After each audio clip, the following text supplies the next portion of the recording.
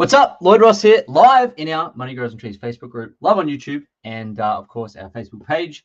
So I'm here to talk to you about how to find a mentor, or how to choose a mentor. Actually, one chapter in my book, Money Buys Happiness. If you haven't read it, grab it. But in this, I talk about it's one whole chapter in the book. It's called sorry, new teeth.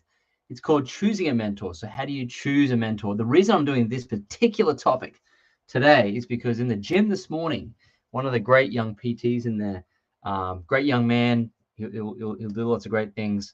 And he actually asked me today, he said, how do you choose a mentor? I don't know why that came up this morning, but I said to him, well, what is it you're wanting to achieve? He said, well, what do you mean? I said, well, what is it you need help with? And because I wanted to know what he meant by, how do I find a mentor? And he said, well, I'm not too sure. I want to get fit. He's so fit, like he's flipping fit. I was like, really? I said, well, what do you want to get fit for? He said, well, I want to be a greater athlete. I was like, okay, well, for what purpose? He said, just so I can be a better athlete. I said, but why? He said, and I stumped him. I mean, if you ask someone the questions, for what purpose or why, long enough, they're going to really think about that. And so he said, that's a good question. I'm not sure. Now, I know he wants to train for an Ironman triathlon, which is extremely challenging. Okay, if you don't know what an Ironman triathlon is, it's like a 3.5K swim. It's like 180K bike ride, and it's a marathon at the end, right? Very, very challenging. So I said, if you want to get a mentor for your fitness, it would be for a reason. Okay, so if I was going to go into an Ironman triathlon, I would find someone who'd done Ironman triathlons, who was approachable, who had the same values as me, who I learned from others that they were able to get help from them. I would look at people that they'd helped, and I would decide, well, I'm going to invest some time and money into getting up close proximity to this particular mentor who's going to teach me and accelerate my success on how to actually achieve and finish and do my best at an ultra triathlon, right? So an Ironman triathlon. So that when I started talking about that, he started to think, and I actually said to him after that, I said, listen, what is it you're wanting to achieve? What is your goal for this year coming up? What's your goal for the next 12 months, right? 2023 is almost here, and you might ask yourself the same question. What is your goal for the next 12 months, right? Because if you don't have a goal, I mean, if you don't know where you're going, every road will take you there. It's like getting in the car, pushing, somewhere on. If you can't push somewhere on the sat nav or on the Google Maps, where are you going to go? Right? Nowhere. So I asked him. I said, what is it you wanting to achieve? Have you written any goals down? He's like, no, I haven't.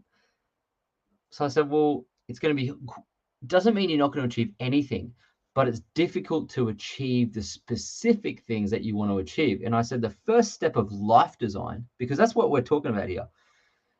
The reason why you set goals or you set things to do and aggressively go after them is to actually design the life that you want to live. Because you can design the life you want to live. You're in charge of the life you want to live. There's no bosses, there's no one that owns you. It's your life. You get to decide how you want to live it. But if you don't actually put pen to paper and think about, well, what is it I want to actually achieve? Then it's very unlikely you'll get there, because it's like putting in nothing into the Google Maps, right? So how you choose a mentor is based around what it is you're actually wanting to achieve. Because if you want to get in great physical shape, then you wouldn't go and find a mentor who's going to teach you anything about relationships. Okay, what's the point of why? So there'll be one of three things that you want a mentor for. It's health, wealth, or relationships. They're the three core areas that you would typically want help in, okay? And of course, there's subcategories to those too. There's niches to those. So it's like, if it's in health, is it, Ironman? Is it nutrition? Is it, is it spiritual health? Is it meditation? Is it yoga? There's so many offshoots of health. Same as wealth. Like, what does that mean for you? Like, is it you wanting to invest? Is it you wanting help with making money? Is it you wanting help managing money? Is it like, what part of the wealth journey do you need help with? Is it estate planning? Is it wills and estates? Is it insurance? Is it, what is it that in the wealth game that you need help with, right? So there are subcategories. And of course, in the relationship game, same sort of thing. Like, what is it you're needing help with? Is it your marriage? Is it dating? Is it, there's lots of offshoots. So the very first step of choosing a mentor, the trick is to actually figure out what it is you're wanting. And then coming to a decision of, well, I want this the most in this next year. The number one thing I really want to achieve is this. Now, who is going to help me get there faster?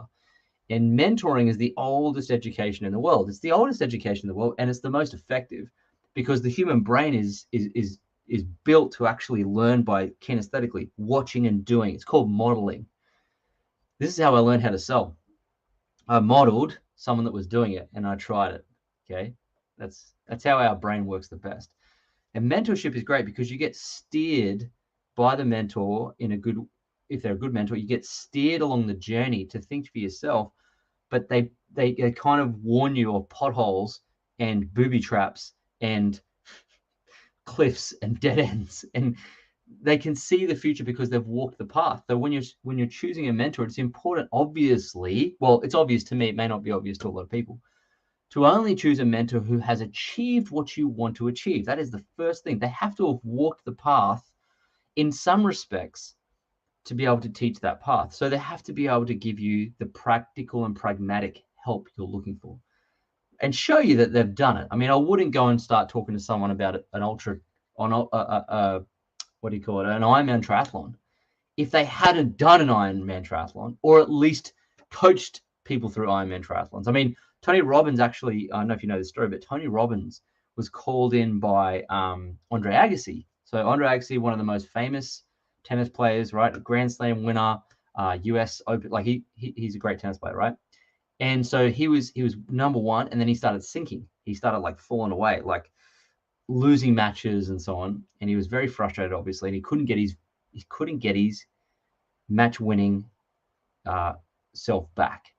So he calls up Tony Robbins. He says to Tony Robbins, listen, I need your help. Now, Tony Robbins, I don't know if he can play tennis or not, but he knows people, and he's obviously a world-class coach. He's the world-leading coach, right? So Andre Agassi calls him up and he says, I need help with my tennis game. And so Tony Robbins sat with Andre Agassi and he said, all right, well, let's look at what you want. What are you wanting to achieve? He's like, well, I really want to start winning Grand Slams again. So Tony Robbins starts to unpack some of the stuff that Andre Agassi was doing when he was winning Grand Slams. So this is a wonderful tip for anyone who's a mentor or a coach out there. He said, well, show me some videos of what it was like when you were winning. He wanted to see what he was like.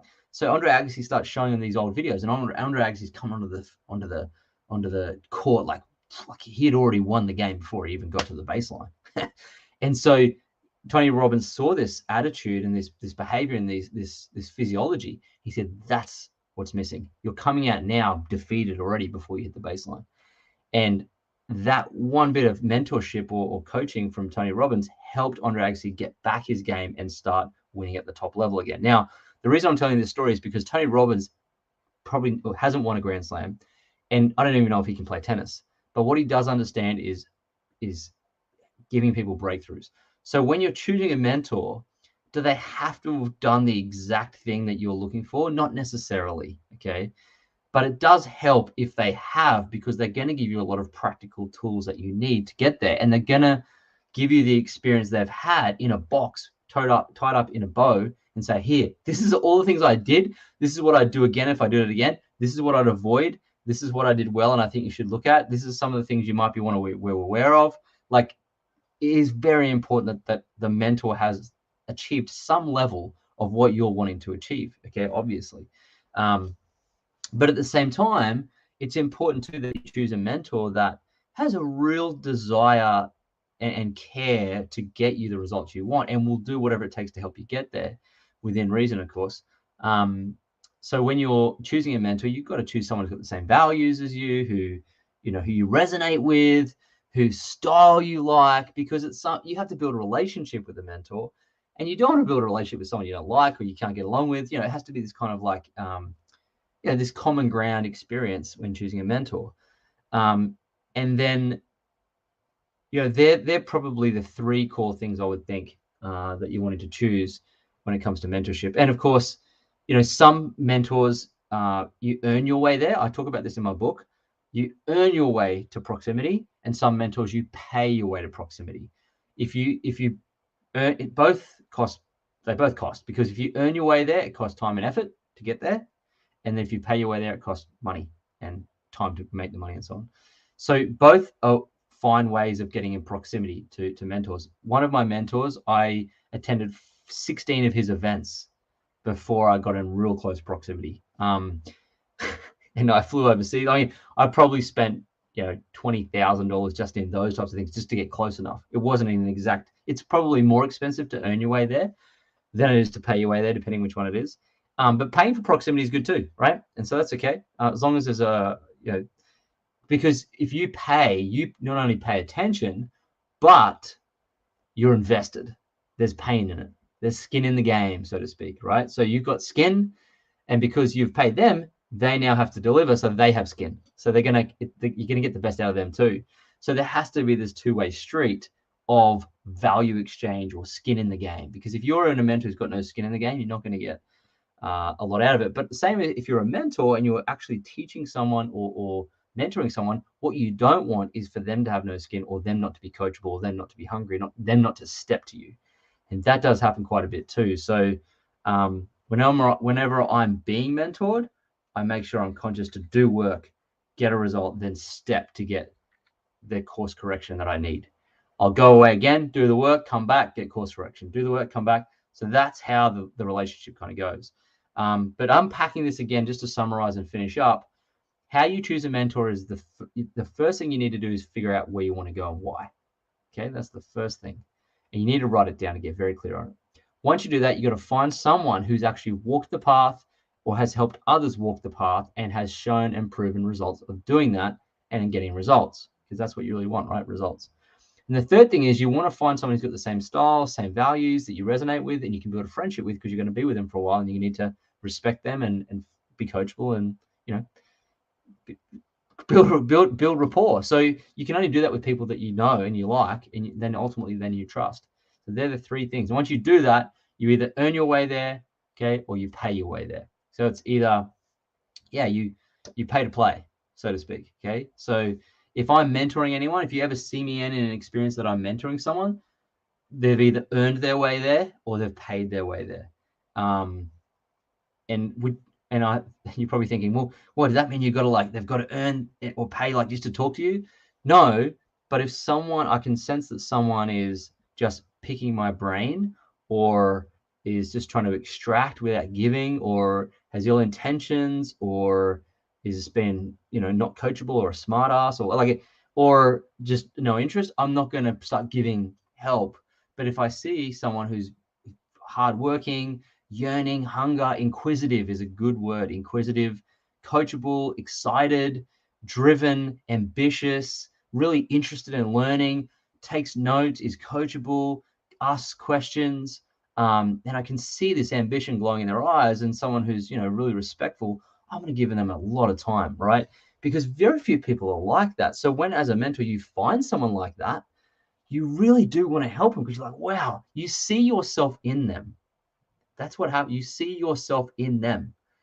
And that's when you really want to help, because you're like, wow, I know how hard it is when you're trying to, on the come up, trying to get ahead.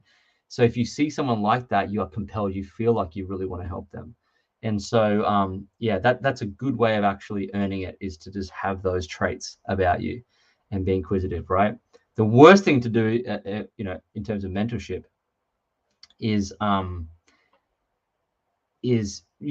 helping someone that doesn't have those traits. It's just impossible. It doesn't work for either party. So there you go. Someone's putting in the comments, having experience, knowledge, and what results they produce is important in choosing a mentor. Absolutely. Don't know who this is. Can't see. My dad's on. What's up, Dad? The OG mentor for me.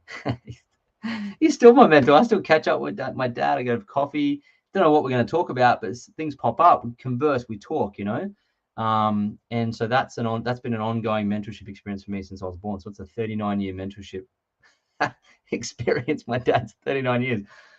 But it's also earning my way into that realm too, and investing in that relationship.